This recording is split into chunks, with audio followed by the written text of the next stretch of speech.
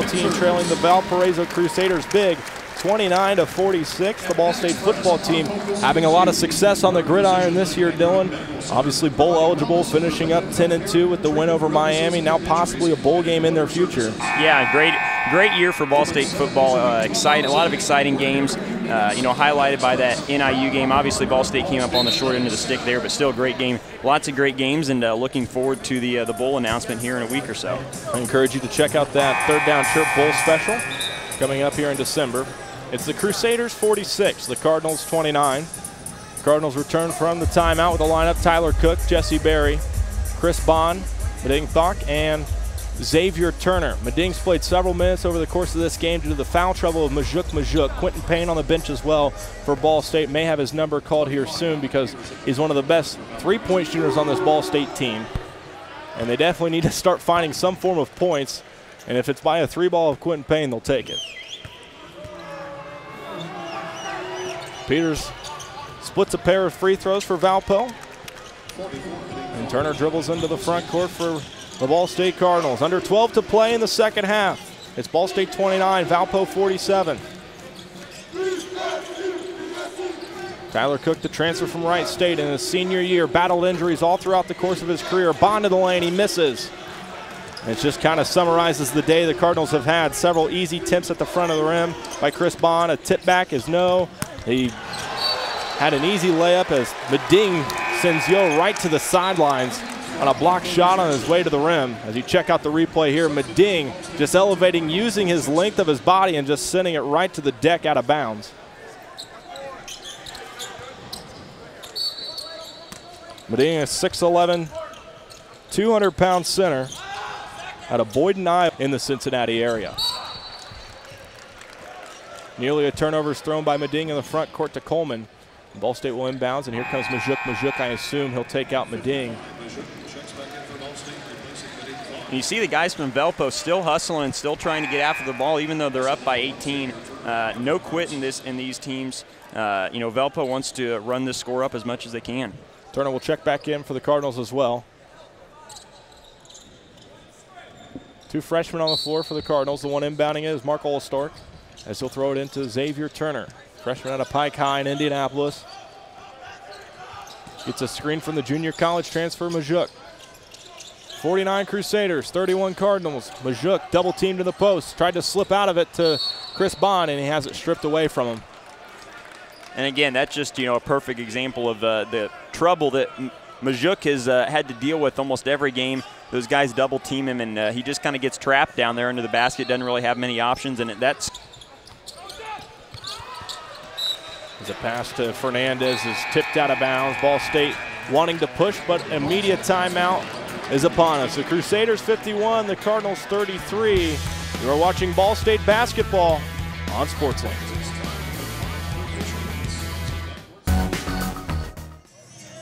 A great MAC West showdown takes place tonight at Worthen Arena between the 9-0 Central Michigan Chippewas and the 4-5 Ball State Cardinals. Hi everyone, I'm Dylan Welch along with Tyler Bradfield, and tonight's game should be a good one. We've got the #1 team in the MAC West taking on the #3 team in the MAC West, Central Michigan at Ball State. And Tyler, on paper, this game looks like it could be a little bit of a mismatch with Central Michigan coming in undefeated in conference and Ball State a game under 500. Well, yeah, Ball State has definitely had their ups and downs to start conference play, coming off the loss at Kent State. And Central Michigan, simply put, is the best team the conference has to offer right now. They have one of the best players in Crystal Bradford, and they're 9-0 already in conference play. Yeah, and Ball State last year was the only team to beat Central Michigan twice, so the Cardinals know what it takes to pull out a victory against the Chippewas.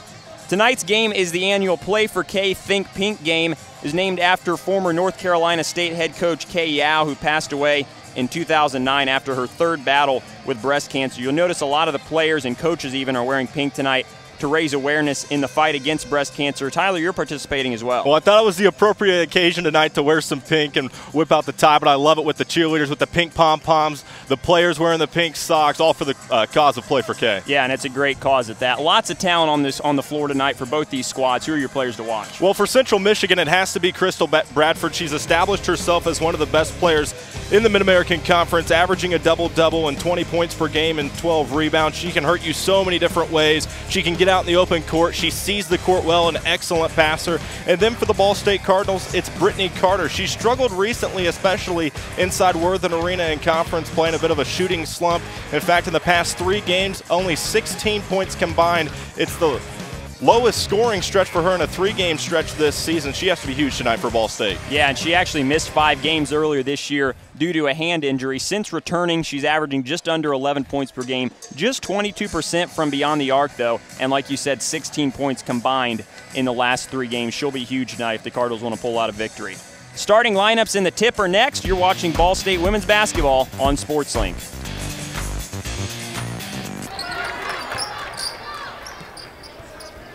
Bradford for 3. She connects on that one. So Central Michigan getting a little bit closer. They've got it down to 6 now.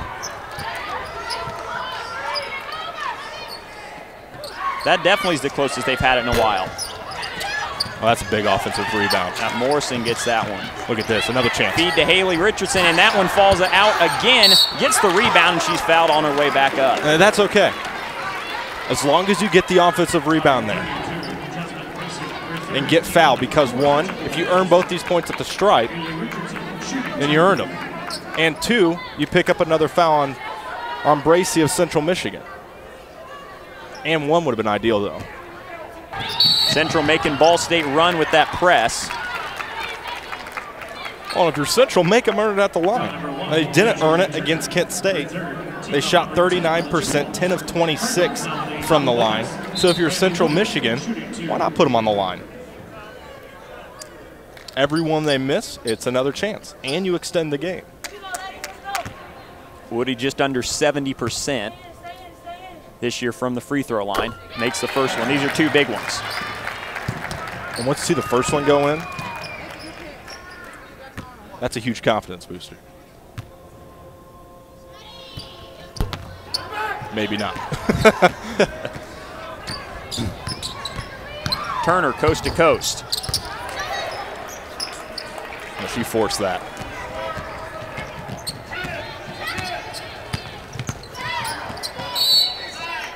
Timeout called by Coach Salee. Good timeout. Regroup everyone, calm them down, have patience, run the offense, and get looks. Run the shot clock down here. 22 seconds. You shouldn't look to score in these situations until the shot clock is under about 6 seconds. Yeah, and Central, with bringing that press back, you can see just how much faster pace the Cardinals are having to run their offense just in transition. They're all sprinting down to the front court just to try and get out of that press, and it's caused some problems already. Well, and what that press will do is it will speed up the game, because Ball State on the other end will have a break. And if you get a 2-on-1, 3-on-1, Ball State hasn't finished. Now what needs to happen, 2:29, you get the break. Unless it's completely wide open and you're for sure going to make it, you need to pull it back out, because you waste time and you'll shorten the game rather than extend it, what Central Michigan wants to do. 15, game clock, minute 15. Second turnover there in a row for Murder. Bradford for 3, knocks it down. And we've got a 2-point game with a minute left. And now you can't waste time. You've got to punch. So Ball State has seen their lead. I think the biggest it was at one point was 15. It's now down to 2, and it's crunch time. You see, they've had the chances. They've had chances, but they've turned the ball over. Now it's punch. You've got to treat this as if it's been neck and neck the entire game, because of a couple late turnovers and a couple bad possessions late.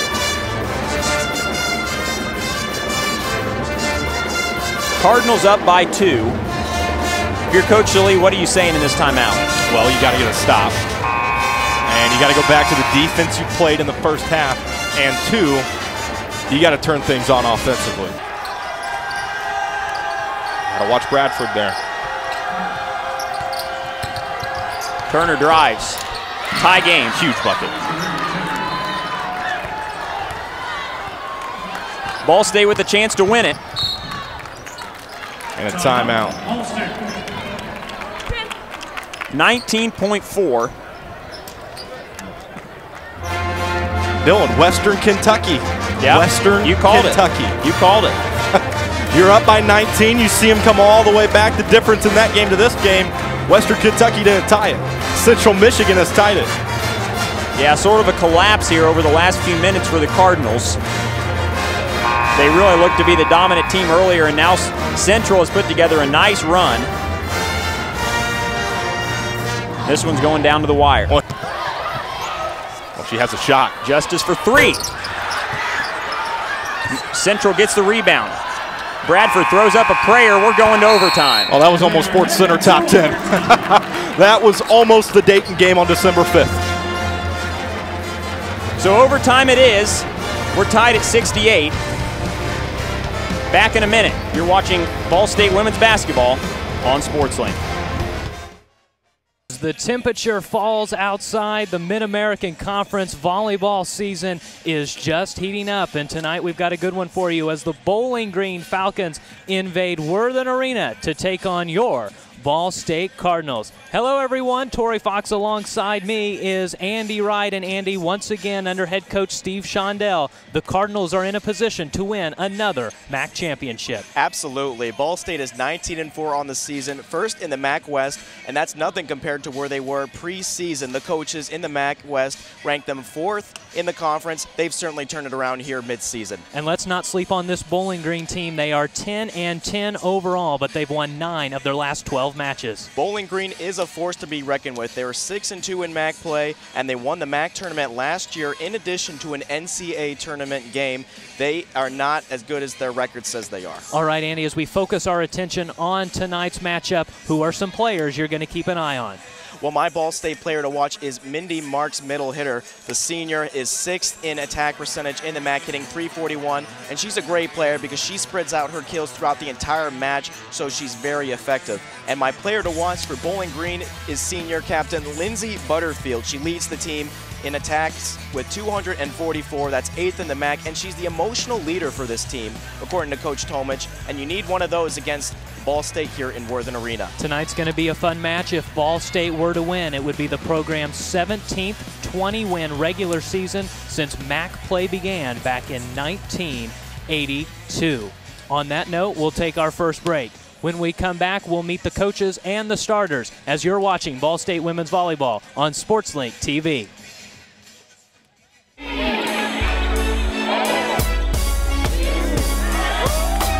Yeah, you can't ask for any better results if you're Coach Tomich at Bowling Green, winning, just like you said, the MAC tournament last year in addition to an NCAA tournament win.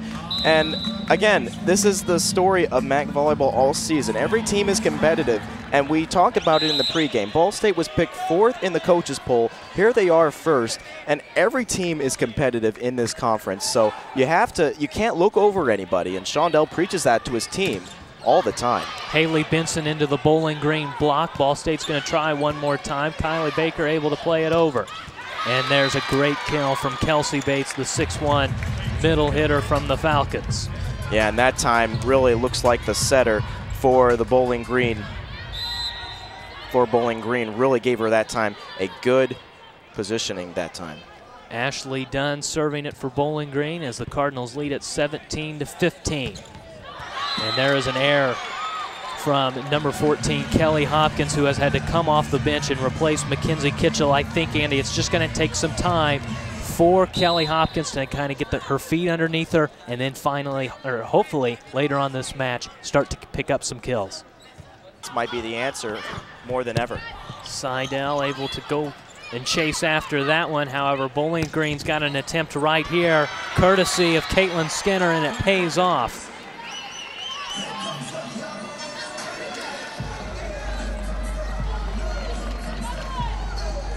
Skinner, 6'2" middle, senior from Cambridge, Ontario.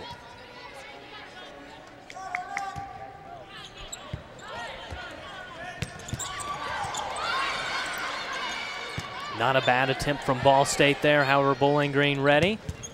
Baker will try again. It bounces off a couple of Falcons, and ultimately the point to the Cardinals, who continue to stay out in front here in set number 3. They're going to have to grind this one out if they want to send it to set number 4. Yeah, they're really going to have to do just that. And you look at what happened in the second set. They had an 11-7 lead, but they let Bowling Green get on a long 9-3 run. For Ball State, the key has to be to eliminate those long runs and continue to make an impact in the points. Butterfield's going to try again. However, Marks and Seidel right there. She'll try again, over the block this time. As this one high up there, Dunn, the libero, chases it down. Dockenhouse over, great defense from the Falcons. Baker will try to make them pay, unable to. What a point here at Worthen Arena. And it's going to go to the Falcons. We're really seeing both defenses for both teams. Florida, Duke, Toledo, as I mentioned, and number 4, Minnesota. So, again, it's been a while since Ball State has been put in a position like this. They came out with a huge win over the weekend over Ohio that at one point was ranked in the top 25. Now they're getting into really the final stretch of the Mid-American Conference season. They are in good position to win a regular season crown. It would be their 9th if they were to be successful. However, Bowling Green has something to say about that tonight. You mentioned how Bowling Green really, or rather the Ball State offense, or the Ball State Cardinals, haven't lost. You know, they've won 16 out of the last 17 games. That last loss they had at Toledo, really, Ball State head coach Steve Shondell said after the win against Buffalo, that next game after, he actually told me, you know, I actually think that was a good thing, because sometimes winning too much, you know, does put something in your psyche. You want to win every game, but at the same time, you got to realize that you're vulnerable sometimes. Certainly, you can have some good losses. Some coaches may not believe in that. Is that just an unfortunate play there from Box? Not a great dig there. It's really, in essence, a free point for Bowling Green.